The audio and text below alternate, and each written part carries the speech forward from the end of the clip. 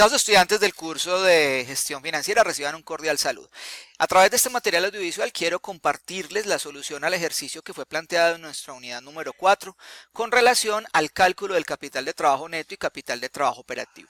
Recuerden que en dicho ejercicio habían básicamente tres orientaciones. Número uno era construir la estructura financiera de dicha organización, es decir, el balance general y el estado de resultados. Con ellos, entonces, posteriormente calcular el capital de trabajo neto y operativo para poder hacer un análisis en términos de las políticas de financiamiento o políticas de capital de trabajo de dicha organización. Yo elaboré previamente el ejercicio a través de un pequeño aplicativo o archivo de Excel que nos va a permitir pues mirar con detenimiento el desarrollo del ejercicio y tenerlo muy en cuenta para el entregable final, en el cual obviamente para calcular el valor económico agregado pues van a tener que hacer un ejercicio similar. Este fue el número, las cuentas o los saldos de cuentas que se les entregó a ustedes de la empresa Forsta SAS. Es unos saldos que van a diciembre 31 de 2008 organizados alfabéticamente. Aquí no tienen, digamos, ninguna estructura, pues digamos, en términos de su composición. Es precisamente lo que ustedes deben hacer en el balance general, es decir, en el balance ustedes debieron haber elegido cuáles son las cuentas del activo corriente, del activo fijo, obviamente otros activos, pasivos corrientes, pasivos a largo plazo y cuentas patrimoniales. Para encontrar la cuenta patrimonial es imprescindible que ustedes hubiesen mostrado el cálculo de la utilidad del ejercicio, el cual se obtiene a través pues, de la elaboración del estado de pérdidas y ganancias. En este caso, pues un volumen de ventas de 43.580.260. Se le resta el costo de la mercancía vendida. Vamos obteniendo la utilidad bruta. A esa utilidad bruta le hacemos la disminución de los gastos administrativos y de ventas para obtener la operacional. Otros ingresos que en este caso concreto no hay, menos los gastos financieros y obtenemos la utilidad antes de impuestos. Calculando con una tasa impositiva del 33%, tenemos un impuesto sobre la renta de 2.082.000 para una utilidad neta de 4.227.345, que es la que efectivamente pues tenemos aquí en la utilidad del ejercicio. Es importante, fundamental, que obviamente tengan digamos el ejercicio correctamente elaborado en términos de que se cumpla la ecuación patrimonial, activos igual a pasivos más patrimonio. El total de activos son 79.450.340 y obviamente el total de pasivos más patrimonio pues me tiene que dar la misma cantidad. Muy bien, con esos datos, que es un procedimiento relativamente sencillo, pues para que ustedes ya deben manejar en términos de la elaboración de la estructura financiera de la organización, vamos a pasar a calcular el capital de trabajo neto y el capital de trabajo operativo. Son dos expresiones muy sencillas. El capital de trabajo neto se calcula como los activos corrientes menos los pasivos corrientes.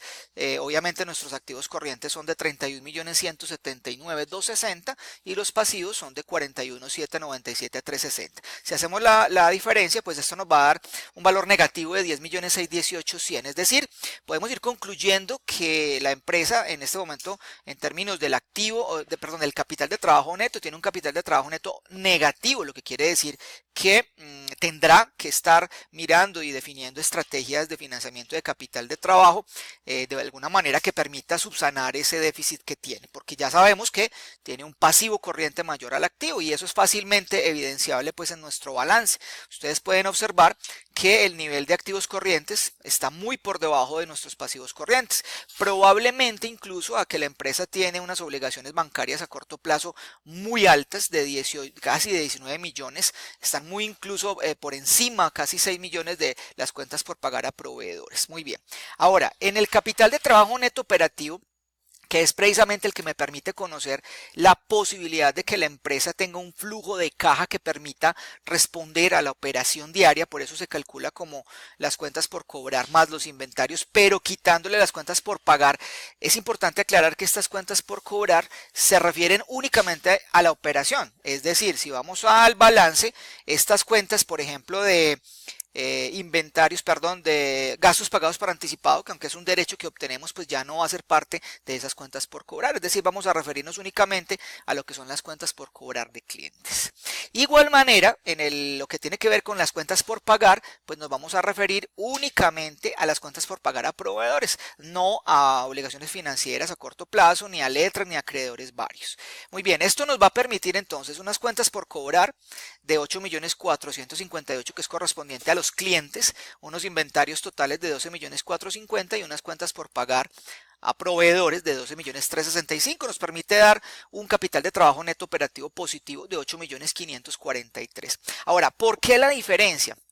¿Por qué en el capital de trabajo neto da un valor negativo y en el capital de trabajo neto operativo da positivo? Lo que les comentaba, si ustedes observan en el balance, encontramos que dentro del pasivo corriente hay unos valores muy altos, incluso están hablando de, digamos, obligaciones a corto plazo son 18 millones, letras por pagar 2, acreedores de casi 9 millones que superan casi en un 60% las cuentas por pagar a proveedores. Si nosotros incluimos esos valores ahí, lo que permite pues calcular el capital de trabajo neto, estaríamos hablando de que la empresa se encuentra con un déficit operacional porque tendría que entrar a cubrir unos pasivos a corto plazo muy por encima de los valores que está generando la organización a través de sus cuentas por cobrar a clientes. También puede ser una posibilidad en pensar que, digamos, la rotación de cartera es una rotación que no alcanza a suplir y estamos en un déficit de liquidez porque, pues obviamente requiere de unos recursos que no tiene la organización para cubrir dichos pasivos. Es por ello la importancia que tiene el dato del capital de trabajo neto operativo, que se refiere únicamente a la operación, en el cual vemos pues que sí hay un margen amplio que permite pues a la organización operar diariamente, operar en el diario y tener una operación normal. Recuerden que aunque la compañía o la organización no tenga un capital de trabajo neto positivo o incluso un capital de trabajo neto operativo significativamente alto, no quiere decir que no pueda operar. Claro que sí lo puede hacer, obviamente con mayor riesgo, y ahí es donde vienen de pronto las propuestas que ustedes como analistas debieron haber hecho en términos de las políticas de capital de trabajo. Esto requeriría entonces un perfil o digamos, una posición un poco más agresiva de la organización en términos de la consecución de este capital de trabajo, ¿cierto? Porque en la medida en que la empresa adolezca de un capital de trabajo neto operativo, pues tendrá que recurrir a deuda para cubrir la operación, y esto se hace únicamente a través de empréstitos con el sector financiero, por ejemplo, a corto plazo. Entonces esto requiere que la empresa o la organización tenga un perfil mucho más agresivo que en otros casos. Aquí lo realmente importante, compañeros, es que aprendamos a calcular los capitales de trabajo neto y el operativo, porque son herramientas que nos van a permitir tomar decisiones oportunas en términos de la operación y del endeudamiento de la organización y de las políticas, como se decía anteriormente, de créditos que permitan pues a la empresa operar normalmente en el día a día. Es importante, como les decía, que ustedes tengan claridad absoluta sobre la forma como se elabora el balance general, que tengan un conocimiento claro de las clasificaciones de las cuentas, tanto del activo como del pasivo, del patrimonio y por supuesto las cuentas temporales, es decir, las de ingresos y gastos.